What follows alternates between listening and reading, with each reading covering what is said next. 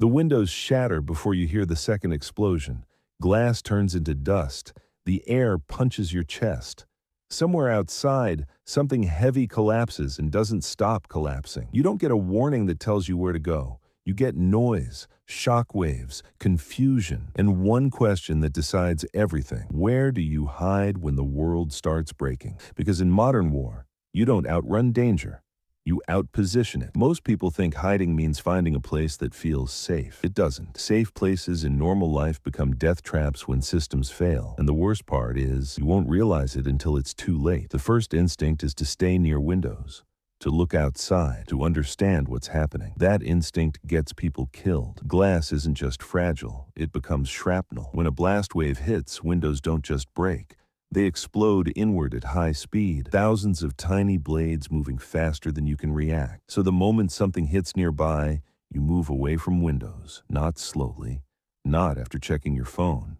Immediately, you drop low and move toward the interior of your building because walls matter. Every layer between you and the outside reduces blast pressure, heat, and debris. Exterior walls take the hit.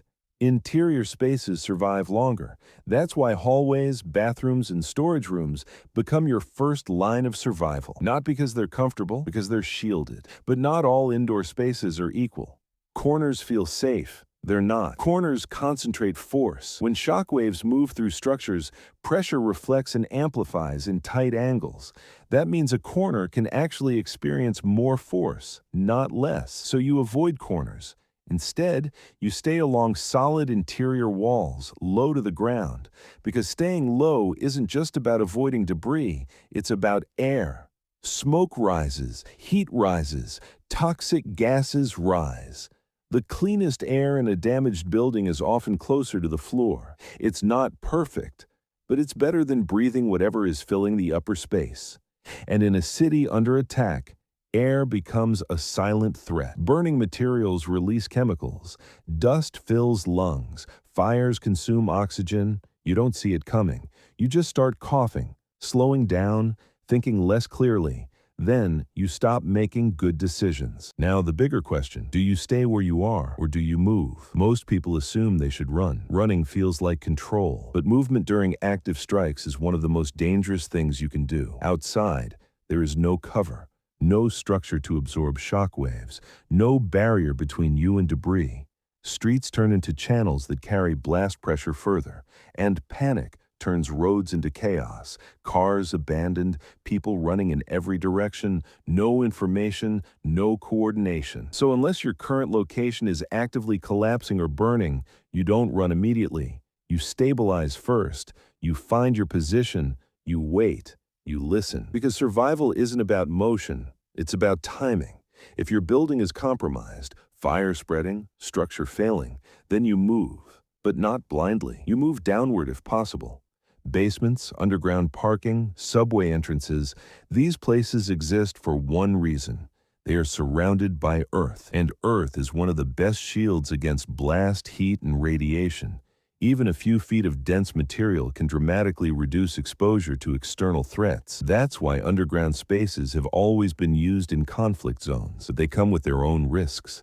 Limited exits, poor ventilation, darkness. If you go down, you need to know how to get out. You never trap yourself in a place that can't be escaped if conditions change. Because the danger isn't just outside. It's what happens when your shelter becomes your prison. Now consider high-rise buildings. They feel strong, permanent, but they rely on systems, elevators, power, water, fire suppression. When those fail, a high-rise becomes vertical isolation. If you're on an upper floor and something happens, fire, structural damage, you are cut off. Stairs become your only escape. And in panic, stairwells become bottlenecks. So if you're in a tall building when things start escalating, you don't wait until it's obvious. You relocate lower. Not to the ground floor near glass entrances, to the lower interior levels where you still have options, because height increases exposure and reduces escape. There's another threat most people don't think about. Other people. Not immediately, not in the first minutes. But as hours pass and systems fail, behavior changes. People get desperate. Desperation makes noise. Noise attracts attention. So where you hide isn't just about protection from explosions. It's about staying unnoticed. You avoid brightly lit areas. You limit unnecessary movement. You keep sound low. Because in unstable situations, being invisible is often safer than being secure. Now think about something simple. Doors.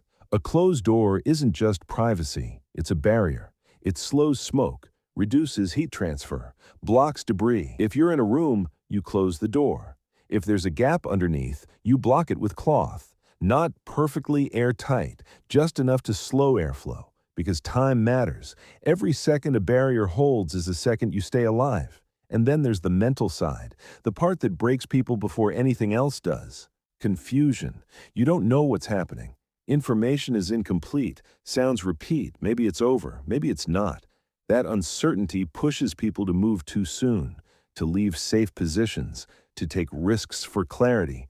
That's how people walk into danger they could have avoided. So you control that impulse. You accept that you don't have full information. You make decisions based on what you know, not what you fear. Because fear fills gaps with worst-case scenarios. And worst-case decisions often create real ones. Here's the truth most people won't like. There is no perfect place to hide.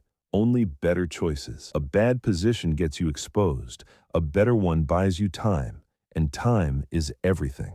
Time to let the immediate danger pass, time to think clearly, time to decide your next move instead of reacting blindly. So when the world starts breaking, when the noise hits, when the alerts stop making sense, when the air itself feels wrong, you don't freeze. You don't run into the open. You choose your position, away from glass, inside layers, low to the ground, not in corners, near structure, not exposure. And if you move with purpose.